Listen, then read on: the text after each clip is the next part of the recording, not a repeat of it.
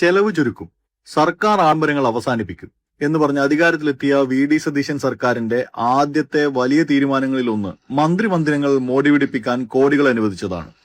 സർക്കാർ അധികാരമേറ്റ ആദ്യ ദിനം തന്നെ ഔദ്യോഗിക വസതികൾ നവീകരിക്കാൻ അനുവദിച്ചത് ഏകദേശം 3,96,00,000 രൂപയാണ്. കടുത്ത സാമ്പത്തിക പ്രതിസന്ധിയിലേക്ക് രാജ്യം നീങ്ങുകയാണെന്നും ജനങ്ങളോട് ചെലവ് ചുരുക്കണമെന്നുമാണ് പ്രധാനമന്ത്രി പറയുന്നത്. രാജ്യത്തോടൊപ്പം തന്നെ സംസ്ഥാനവും അത്തരമൊരു പ്രതിസന്ധിയിലേക്കാണ് നീങ്ങുന്നത്. സാഹചര്യം അങ്ങനെയാണെന്നിരിക്കെ മന്ത്രിമാർക്കുള്ള ബംഗ്ലാവുകൾ മോടി പിടിപ്പിക്കാൻ ഇത്രയും വലിയ തുക എന്തിനാണെന്നാണ് ചോദ്യം.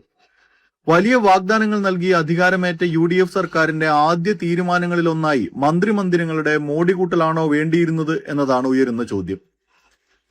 പൊതുമരാമത്ത് കെട്ടിട വിഭാഗം തയ്യാറാക്കിയ കണക്ക് പ്രകാരം ക്ലിഫ് ഹൌസ് ഉൾപ്പെടെ 10 പ്രധാന സർക്കാർ വസതികൾ നവീകരിക്കാൻ ആകെ 5,31,00,000 രൂപയുടെ എസ്റ്റിമേറ്റ് ആണ് തയ്യാറാക്കിയിരുന്നത്.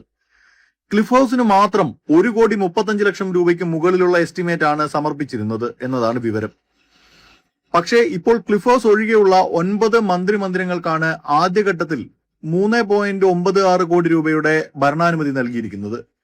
മുഖ്യമന്ത്രിയുടെ ഔദ്യോഗിക വസതിയായ ക്ലിഫ് ഹൌസിനും പിന്നീട് പ്രത്യേകമായി തുക അനുവദിക്കുമെന്നാണ് റിപ്പോർട്ടുകൾ. ഇതിൽ ഏറ്റവും കൂടുതൽ തുക അനുവദിച്ചിരിക്കുന്നത് മൻമോഹൻ ബംഗ്ലാവിനാണ്, ഏകദേശം 81 ലക്ഷം രൂപ. ഏറ്റവും കുറവ് പെരിയാർ ബംഗ്ലാവിന് 31 ലക്ഷം രൂപ. സിവിൽ ജോലികൾക്കും ഇലക്ട്രിക്കൽ ജോലികൾക്കുമാണ് ഈ തുക അനുവദിച്ചിരിക്കുന്നത് എന്നതാണ് ഇപ്പോഴത്തെ ഔദ്യോഗിക വിശദീകരണം. എന്നാൽ പിന്നീട് ഫർണിച്ചർ, ഇന്റീരിയർ, സുരക്ഷ, മറ്റ് സംവിധാനങ്ങൾ എന്നിവയും ചേർന്നാൽ ചെലവ് ഇനിയും ഉയരുമെന്നാണ് പുറത്തുവരുന്ന വിവരങ്ങൾ. ഇതിനിടയിൽ മറ്റൊരു കൗതുകകരമായ സംഭവം കൂടി നടക്കുകയാണ്. ഏത് മന്ത്രി ഏത് ബംഗ്ലാവിലാണ് താമസിക്കുകയെന്ന മത്സരമാണ് ഇപ്പോൾ തലസ്ഥാനത്ത് നടക്കുന്നത്. ഓരോ മന്ത്രിമാരും തങ്ങൾക്ക് ഇഷ്ടമുള്ള ഔദ്യോഗിക വസതികൾ ആവശ്യപ്പെട്ടിട്ടുണ്ടെന്നാണ് വിവരം. രമേശ് ചെന്നിത്തലയ്ക്ക് പമ്പ ബംഗ്ലാവിനോടാണ് താല്പര്യം. പി.കെ. കുഞ്ഞാലിക്കുട്ടി ആവശ്യപ്പെട്ടിരിക്കുന്നത് നന്ദൻകോട്ടുള്ള Lyndhurst, Sunny Joseph Kaveri, K. Muraleedharan Xanadu ബംഗ്ലാവ്, P K. Basheer Periyar, M. Liju Kowdiar, Anoop Jacob nest, P C. Vishnunath Ganga, ഇങ്ങനെ ഓരോ നേതാക്കളും ഓരോ ബംഗ്ലാവുകൾ ആവശ്യപ്പെട്ടിരിക്കുകയാണ്. അതിലും രസകരമായ കാര്യം ചില ബംഗ്ലാവുകൾക്ക് ഒന്നിലേറെ ആവശ്യക്കാരുണ്ടെന്നതാണ്.